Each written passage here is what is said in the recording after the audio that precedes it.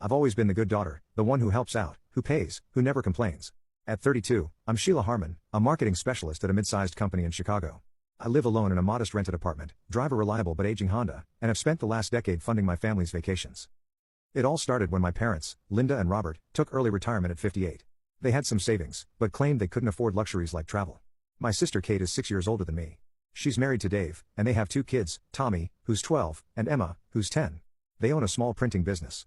Kate says it's successful, but they have cash flow problems. Anytime she needs to borrow money, she comes to me. The first time it happened, Mom called and said, "Sheila, honey, we heard you're going to Florida next month. Dad and I would love to join, but we can't afford it on our pension." Her voice trailed off expectedly. I didn't even hesitate before offering to pay. I thought it would be a one-time thing, but it wasn't.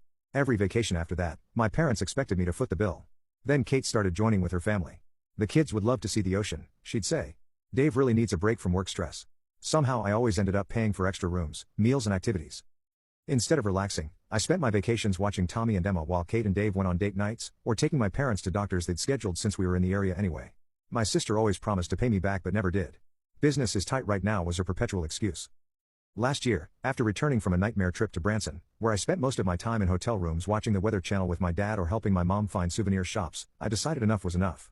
I needed a real vacation by myself. My friend, Jenna, works as a manager at Sunset Travel Agency. When I walked into her office, she could tell something was wrong.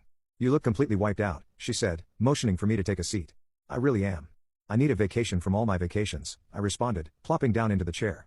"I want something just for me, 2 weeks in some peaceful place where I can be by myself." She asked about the budget and typed into her computer. Then she smiled. "Hawaii isn't that super touristy."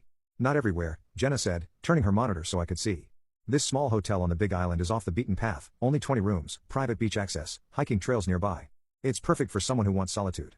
The photo showed a simple but beautiful white building surrounded by lush greenery, with the ocean visible in the distance. My heart started pounding with excitement. "Count me in. I'm definitely taking it," I exclaimed without a moment's hesitation. That evening, I booked my flight and reserved a room for 2 weeks, starting May 15th. For the first time in years, I felt genuine excitement about a trip. Then came the dilemma: tell my family or not? Part of me wanted to just disappear for 2 weeks without a word. But that seemed childish. They'd understand, right? Adults take solo vacations all the time.